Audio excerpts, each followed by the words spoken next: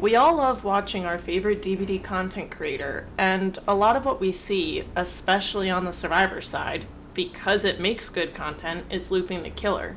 Who wants to watch someone gen jockey for potentially 450 seconds? But this seems to create this mindset in newer and impressionable players that looping equals skill. This couldn't be further from the truth. You're a pretty good looper, right? And your favorite DBD content creator just posted an awesome build video where they were wrecking the killer at every moment. But when you threw the same build on, you went down in 10 seconds.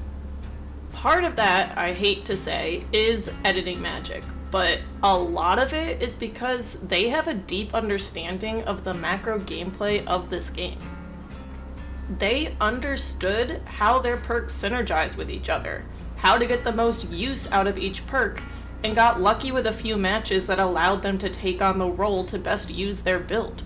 Good DBD players know how to read the macro gameplay of a match at any given moment and take on the role that is most needed in that moment to give their side the best opportunity of winning.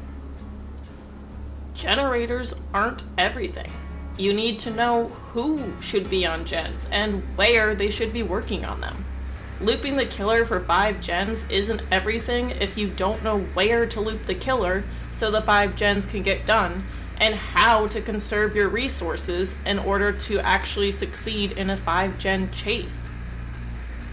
I'm guilty of slipping into this mindset myself. Looping is the most exciting part of the survivor role. I'll oftentimes get into a chase with killer because it's fun.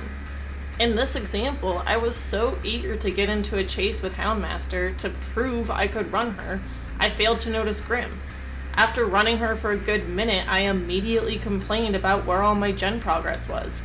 I wasn't paying attention to the macro in that moment, and because I didn't notice the killer had Grim and 10 seconds from my chase were useless since teammates couldn't touch gens in that time, and they had a hooked teammate to worry about, I made the bad play.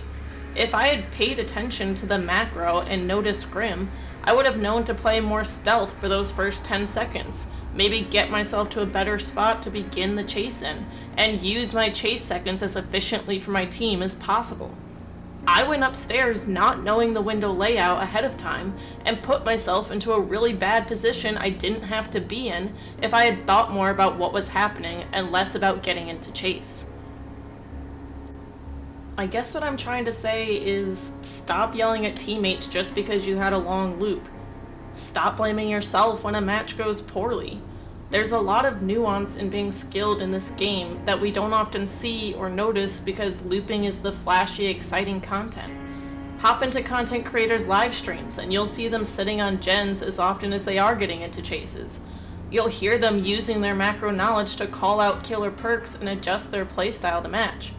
Your favorite DBD content creator isn't good because they can loop, and neither are you. There is no quick way to skill in this game. You have to earn it with time and learning 5,000 perks, powers, and tile spawns.